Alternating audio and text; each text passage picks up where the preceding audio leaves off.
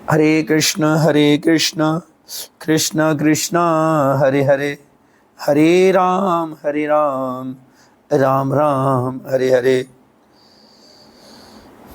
श्रील रूप गोस्वामी प्रभुपाद महाप्रभु से दीक्षा जब उनकी पूरी हो गई, संतोष से उनका नाम श्रील रूप गोस्वामी पड़ा। अपने आप को बड़ा अधम मानते हुए बड़ा प्रसन्न होते हैं कि आज मैं जीवन में कृष्ण कृपा से कुछ मैंने परसेंट कृपा प्राप्त करी। महाप्रभु की कृपा के बाद उनका मन राज कार्य में नहीं लगता, कार्य को किसी तरह से मुक्त होना चाहते थे। पूरी तरह से वैराग्य आ चुका था, कृष्ण कृपा से ही हो पाता है संभव। उनका मन लगता है कि मैं कब सबको त्याग करके, सब कुछ छोड़ करके केवल कृष्ण और कुछ नहीं।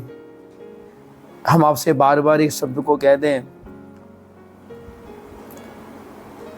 कि ये जो रूप गोस्वामी जी पर कृपा हो रही है, खैर वो तो भगवान की, राधा रानी की मंजरी है, कृपा होना स्वाभाविक है।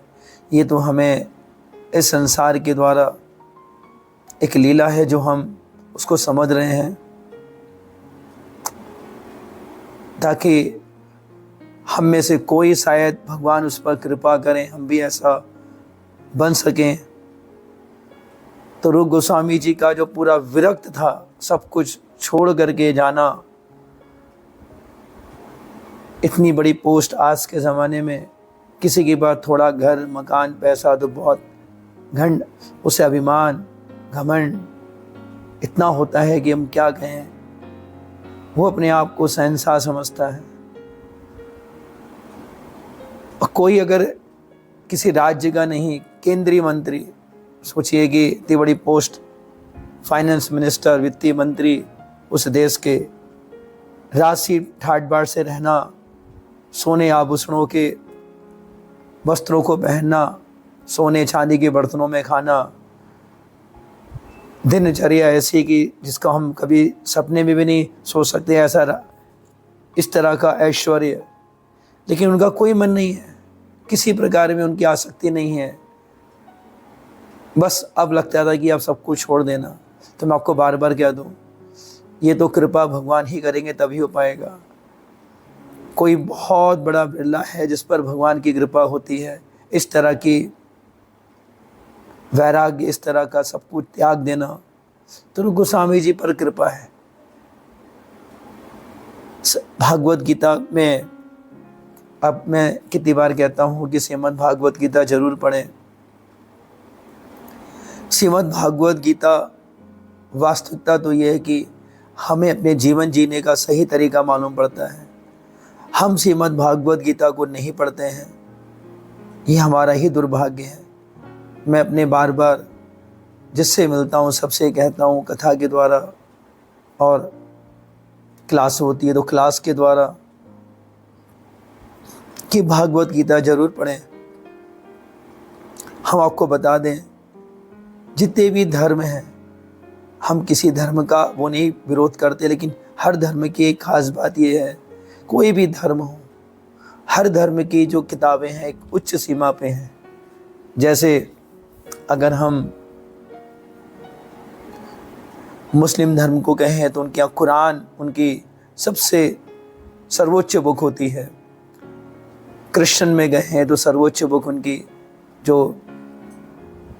बाइबल है, जिसे रिलीजियस बुक भी कह सकते हैं, कि जो सबसे टॉप की जो बुक होती है बाइबल होती है। सिख में गुरु ग्रंथ साहिब होती है। लेकिन हमारे हिंदुओं में अभी एक दिक्कत आती है, अभी बहुत से लोग नहीं जानते हैं या जानते ही नहीं होंगे कि श्रीमद् भागवत गीता हमारे हिंदुओं की सबसे प्रमुख बुक होती है, लेकिन हम उसको बिल्कुल उससे दूर हैं, विमुख हैं। कई लोगों का प्रश्न होगा कि नहीं, जो ये कथा कह रहे हैं गलत बोल रहे हैं, सही नहीं बोल रहे हैं। हम तो जिसकी भक्ति करते हैं वो किताब, वो धर्म, वो शक्ति सबसे बड़ी है। तो मैं आपको सबको बताना चाहता हूँ कि इसका एक प्रमाण मैं आपको कलयुग का ही दे देता हूँ वर्तमान में, ताकि आपकी समझ में अच्छे से आए। इस पूरे वर्ल्ड की कोई भी एक कोर्ट होती है, चाहे वो सुप्रीम कोर्ट हो, हाई कोर्ट हो, डिस्ट्रिक्ट कोर्ट हो या इंटरनेशनल कोर्ट हो, कहीं भी कोर्ट हो, किसी भी अपराधी को विटनेस बॉक्स में लाया जाता है, उसको कटघरे में नहीं विटनेस बॉक्स में खड़ा करते हैं, तो उससे एक प्रश्न किया जाता है कि भाई आप जो कुछ कह रहे हैं वो सच कह रहे हैं, क्योंकि जज का फैसला उन्हीं विटनेस पर निर्भर करता है जो गवाह दे रहे होते हैं, उन्हीं पे डिपेंड करता है। अगर वो गलत झूठी गवाही देता है तो इसका जो परिणाम है जज को नहीं भुगतना पड़ेगा, उसको भुगतना पड़ेगा, क्योंकि जज भी जानता है कि जो मैं ये फैसला दे रहा हूँ, ये फैसला मैं संसार का है, लेकिन सबसे बड़ा फैसला उस कृष्ण का है, उस गॉड का है, उस भगवान का है। उसकी कोर्ट में जब होगा, यदि कोई गलत बोलेगा तो वहाँ पर नहीं, कोई यहाँ पर किसी तरह से झूठे, किसी गलत तरीके से अपने आप को अपराधी होने से बचा ले, हाँ, लेकिन भगवान की कोर्ट से कोई नहीं बचा सकता। वहाँ पर उसको किसी प्रकार का कोई रिश्वत या किसी प्रकार का कोई ऐसा गलत तरीका नहीं अपना सकता कि मैं वहाँ पर करके भी कर लूँ, तो वहाँ की कोर्ट में कोई नहीं बच सकता। इसीलिए जज जो भी गवाह देता है उससे भाई बोलते हैं, भाई तुम जो बोल रहे हो सच बोल रहे हो, नहीं बोल रहे हो, क्या है, तो उसकी एक धर्म की किताबें होती हैं। जो व्यक्ति जिस धर्म से जुड़ा हुआ होता है उसकी होली बुक, जो सबसे पवित्र बुक होती है, उसको उस कटघरे से पढ़ाया जाता है। यदि कोई व्यक्ति मुस्लिम है तो उसको कुरान की शपथ, कुरान की कसम खिलवाई जाती है कि मैं जो बोल रहा हूँ सच बोल रहा हूँ, सच के सिवा कुछ नहीं बोल रहा हूँ। क्रिश्चियन है तो बाइबल की कसम खाते हैं कि मैं जो बोल रहा हूँ सच बोल रहा हूँ, सच के सिवा कुछ नहीं बोल रहा हूँ। सिख है तो गुरु ग्रंथ साहिब की कसम खाते हैं। लेकिन अगर हिंदू है तो वो श्रीमद् भागवत गीता की कसम खाता है, मैं गीता की कसम खाता हूँ, जो बोल रहा हूँ सच बोल रहा हूँ, सच के सिवा कुछ नहीं बोल रहा हूँ। तो ये सबको हमें हिंदू सनातन धर्म में सभी भाई बहनों को, माताओं को, सबको समझना होगा कि हमारे हिंदुओं का जो सबसे पवित्र बुक है वो श्रीमद् भागवत गीता है। इसमें किसी ने परहेज नहीं करा। हमारी 3 शक्तियां हैं, देवी शक्ति, शिव शक्ति, नारायण शक्ति। किसी ने परहेज नहीं करा कि भाई किसी देवी शक्ति के जो सबसे शिखर के कोई सिद्ध पुरुष हैं या शिव शक्ति के कोई सिद्ध पुरुष हैं, सिद्ध ऋषि मुनि हैं, किसी ने परहेज नहीं करा कि भाई नहीं ये तो नहीं होना चाहिए था। ये सनातन, ये पुरातन काल से चला आ रहा है कि श्रीमद् भागवत गीता को ही कटघरे में रखा जाता है। तो इसमें किसी को संशय नहीं होना चाहिए कि जिस धर्म में आप जी रहे हैं, जिस सनातन धर्म को आप मानते हैं, उस सनातन धर्म की सबसे पवित्र जो बुक है वो आपकी श्रीमद् भागवत गीता है। इसको कोर्ट में भी स्वीकार करा गया है होली बुक के रूप में, किसी और बुक को नहीं लिया गया है। तो इसलिए आपको अच्छे से समझना होगा कि जीवन में, अपने जीवन में कोई भी दिक्कत हो, उसको अगर आप जीवन में धारण करें तो कभी आपको समस्या नहीं आएगी। आप जानते हैं डिप्रेशन होने पर, हमारे हिंदुओं में डिप्रेशन होने पर लोग किसी प्रकार को शरीर को नष्ट करते हैं, सुसाइड करते हैं। नहीं, ये अपराध है। चाहे बाइबल हो, चाहे कुरान हो, चाहे गुरु ग्रंथ साहिब हो, कुरान में, बाइबल में साफ लिखा है सुसाइड नहीं करना चाहिए। इसका बड़ा दुष्परिणाम है। मरने के बाद बड़ी आत्मा को तकलीफ होती है। अगर वो थोड़ा सा डिप्रेशन है, अगर उसको लगता है कि जीवन में वो जो आज डिप्रेशन को सोचता है कि मैं 100% प्रॉब्लम में हूँ, तो मान लीजिए कि वो जो तकलीफ है वो जिसकी वजह से शरीर को नष्ट करना चाहता है, उसे 1% की तकलीफ है, तो मरने के बाद उसका 1000 गुना उसे तकलीफ होगी। इतने करोड़ों गुना डिप्रेशन में जाएगा, सोच नहीं सकते। कभी भी शरीर को नष्ट नहीं करना चाहिए, लेकिन कारण जानते हैं। हमारे समाज के हमें एक चीज दिक्कत है, वो है श्रीमद् भागवत गीता का सबका पढ़ा हुआ ना होना। मुस्लिम में कुरान सभी लोग पढ़ते हैं, बाइबल क्रिश्चियन पढ़ते हैं। हम देखते हैं कि भारतवर्ष के अंदर ज़्यादातर सुसाइड्स वगैरह हिंदुओं में ज़्यादा होते हैं और धर्मों में बहुत ही कम परसेंटेज मिलेगी। अगर 80% 90% हमारे धर्म में होगी, हिंदुओं में होगी, तो वहाँ पर 10% भी नहीं मिलती। मैं तो 10 भी ज़्यादा बोलूँगा, मेरे तो कोई दिखता ही नहीं है। मैं तो जीवन काल में अब तक हो गया, मेरे को शायद ही 1% या 0.1% शायद दिखाई दिया हो, मुझे तो वो भी नहीं दिखता। मैंने फिर भी लोगों की आशा के लिए बोला, कल कोई ये ना बोले। तो श्रीमद् भागवत गीता भी ऐसे ही बुक है कि जानते हैं इसका सार क्या है? वैसे तो बहुत सारी बातें हैं। अर्जुन को मोह हो गया था है कि मैं युद्ध नहीं करूंगा। पहला चैप्टर आता है, 18 चैप्टर्स हैं इसमें, पहला चैप्टर आता है, इसमें अर्जुन को मोह हो जाता है कि मैं युद्ध नहीं करूंगा। अब अर्जुन युद्ध नहीं करना चाहते हैं तो उनको भगवान श्री कृष्ण कहते हैं तुम क्षत्रिय हो, तुम्हारा धर्म है। लेकिन वो बुरी तरह से टूट जाते हैं, टोटल डिप्रेशन में चले गए। डिप्रेशन समझ में आता है कि मैं मनोदशा उनकी टोटल खराब हो चुकी थी। अपना जो धनुष था उसको उन्होंने रख दिया रथ पे और बोले प्रभु अब मैं युद्ध नहीं करूंगा। तो उन्होंने अपने गांडीव को धनुष पर रख दिया, जिसकी शक्ति अपार थी उनके गांडीव की, उनकी टंकार मारते सही कुछ, लेकिन फिर भी वो इतने बड़े योद्धा अर्जुन, संभव नहीं था उनके सामने कोई टिक पाए। एक बार कौरव की पूरी सेना को उन्होंने हरा दिया था सबको, लेकिन ऐसे डिप्रेशन में गए। लेकिन भगवान ने उनके डिप्रेशन को दूर किया। और लेकिन भगवान उस डिप्रेशन का मतलब होता है हम भाई जब मनोदशा बहुत, हमें जीवन में क्या करना है क्या नहीं करना है, बहुत जीवन में दुखी हो जाते हैं, कष्ट होता है, तो श्रीमद् भागवत गीता को हम पढ़ करके अपनी मनोदशा को उच्च बना सकते हैं। मतलब अपने आप को कैसे जीना है, क्या करना है। श्रीमद् भागवत गीता तो भगवान श्री कृष्ण ने अर्जुन को तो सुनाया। अर्जुन तो एक माध्यम थे उसका, वो तो हमें पूरे संसार में हम सबको एक शिक्षा देना चाहते थे अर्जुन के द्वारा। तो जैसे आज हमें श्रीमद् भागवत गीता अवश्य पढ़नी चाहिए, अवश्य पढ़नी चाहिए। मैं भागवत गीता का सनातन गोस्वामी जी की शिक्षा को मैंने पहले बोला, लेकिन राजरूप गोस्वामी जी के बारे में जब मैं बता रहा हूँ तो मुझे जब ये शब्द आया कि वो त्याग करना चाहते हैं, सब कुछ छोड़ना चाहते हैं, तो ये इतना आसान नहीं है। तो मैं ये बोला था कि अचानक भागवत गीता का टॉपिक आया तो समझाने लगा कि हमको भागवत गीता अपने जीवन में ज़रूर पढ़नी चाहिए। अपना रूटीन बना लीजिए कि मेरे को आधे घंटे 15 मिनट डेली मुझे कुछ श्लोक, 5 श्लोक 10 श्लोक डेली पढ़ने हैं। और भागवत गीता जो आप पढ़ें उसको अच्छे से समझ के पढ़ें। मैं तो श्रीमद् भागवत गीता इस्कॉन के द्वारा जो बनाई गई है मैं उसको प्रेफर करूँगा, क्योंकि शिला ऐसी भक्ति स्वामी प्रभुपाद जी ने जो भागवत गीता लिखी है बहुत अच्छे से लिखी है। उन्होंने पहले उसको संस्कृत, फिर उसको डिटेल में दिया है, उसका अर्थ दिया है, फिर उसका एक्सप्लेनेशन दिया है। अगर आपको कोई भी नहीं भागवत गीता पढ़ाने वाला है, कोई क्लास भी नहीं मिल रही है, तो इस्कॉन जाइए, वहाँ से श्रीमद् भागवत गीता को ले लीजिए और उसको ज़रूर पढ़िए। मैंने वहाँ की भागवत गीता को अच्छे से पढ़ा है, देखा है, अब उसको ज़रूर समझें, आपको अच्छा लगेगा। तो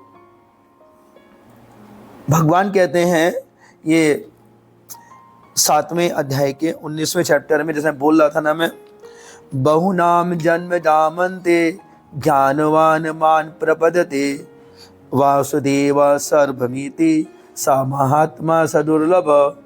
तो इसका अर्थ ये होता है अनेक जन्मांतर के बाद जिसे सचमुच का ज्ञान होता है वह मुझको समस्त कारणों का कारण जानकर मेरी शरण में आता है, ऐसा महात्मा अत्यंत दुर्लभ होता है। देखिए भगवान खुद कह रहे हैं कि कई जन्म बीत जाते हैं, कई जन्म, हर जन्म में वही जन्म मृत्यु जरा व्याधि, 84 लाख का चक्कर, इन्हीं में 84 लाख का चक्कर, 84 लाख के फंदे में पड़ना, फिर जन्म मृत्यु जरा, हर जन्म में, चाहे मनुष्य शरीर हो, चाहे कुत्ते का शरीर हो, चाहे छिपकली का शरीर हो, हर शरीर में जन्म मृत्यु जरा व्याधि, जन्म होगा, मृत्यु होगी, बुढ़ापा आएगा, बीमारियां आएंगी, और इस तरह कई जन्म बीत जाएंगे। तब जाकर के अगर किसी को भगवान की कृपा मिल जाए तो वो उसे ज्ञान हो जाए कि कृष्ण ही मेरे सब कुछ हैं और भगवान कृष्ण के शरणागत हो जाए, तो ऐसा महात्मा अत्यंत दुर्लभ है। इस 7वें अध्याय का 19वां श्लोक का मतलब यही होता है कि तो रूप गोस्वामी जी अधिक समझ जाइए कि दुर्लभ, जानते हो भगवान कह रहे हैं ऐसा महात्मा अत्यंत दुर्लभ है। दुर्लभ का मतलब ये ऐसा मिलना इम्पॉसिबल है, करोड़ों अरबों में कोई ऐसा एक व्यक्ति होगा जो ऐसा बनता है। तो ये रूप गोस्वामी जी समझ जाइए, जो आज रूप गोस्वामी जी की महिमा है, करोड़ों अरबों नहीं बहुत ही ज़्यादा उसमें, कि आज वो सब कुछ छोड़ के जा रहे हैं, भगवान पे टोटल समर्पण कर रहे हैं। तो ये श्लोक उनके पर इस तरह पूर्ण रूप से लागू होता है। आगे चलेंगे तो रूप गोस्वामी जी का जो मन था वो पूरी तरह से वैराग्य हो चुका था, और आज वो उनको लगता है कि मैं अब सब छोड़ करके चले जाऊं। तो उन्होंने सनातन गोस्वामी से इस प्रकार की भाव को रखा सामने। सनातन गोस्वामी जी ने बोला कि रूप, वैसे तो मेरी इच्छा थी कि मैं जाऊं, मैं जा कर के सारी व्यवस्था करूं, फिर तुम लोग आ जाओ।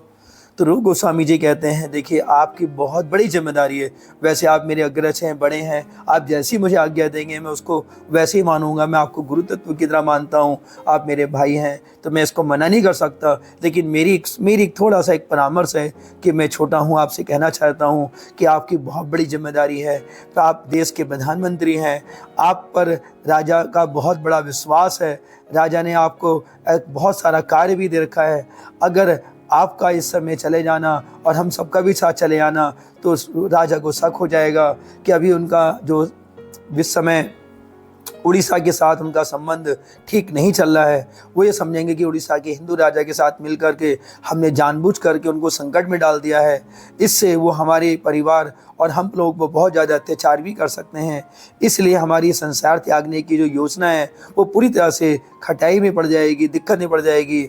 इसलिए अच्छा तो ये होगा कि मैं अभी अकेला इस्तीफा दे करके जाऊँ और आप अवसर देख करके और मेरे पीछे आप आए। अभी मैं जा कर के इन सारी मैं इस्तीफा दूँ, और अभी मेरी पोस्ट भी छोटी है, आप देश के प्रधानमंत्री हैं, मैं वित्त मंत्री हूँ, और मैं अगर छोड़ूंगा और उसके बाद सारी व्यवस्था परिवार की, अपने परिवारजनों की, आश्रित जनों की, उन सब की व्यवस्था करके और उसके बाद फिर वृंदावन की व्यवस्था, फिर मैं आपको बुलाऊँगा। सनातन गोस्वामी इस बात से सहमत हो गए और दोनों ने मिलकर सारी योजना बनाई। रूप गोस्वामी जी ने फिर उसके बाद अपने पद से इस्तीफा दिया और अपने सभी आश्रित जनों को कुछ को चंद्रदीप पे और कुछ को फतेहाबाद भेज दिया। मतलब अपने जो उनके आश्रित जन थे, जो उनके परिवार जन थे, उन सबको कुछ को चंद्रदीप भेजा और कुछ को फतेहाबाद भेज दिया। और उनके पास बहुत ज़्यादा संपत्ति थी। कहते हैं उनके पास 2 नाव सोने की असरफियाँ थी, अर्थात आज के समय देखा जाए तो 22 लाख से ज़्यादा सोने की असरफियाँ। एक असरफी का वजन मान के चलिए लगभग 60-70 ग्राम एक असरफी का वजन था।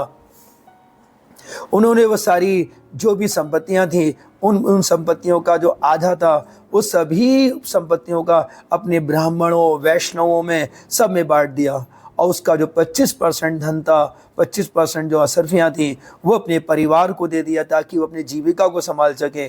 बाकी 25% उन्होंने अपने पास रखा ताकि भविष्य में इसकी कोई आवश्यकता पड़े। उसमें से भी 10,000 सोने के सिक्के एक किसी वाणिक के पास जमा करा दिए ताकि सनातन गोस्वामी जी को अगर कोई समस्या आती है तो वो धन उस कार्य में आ जाएगा।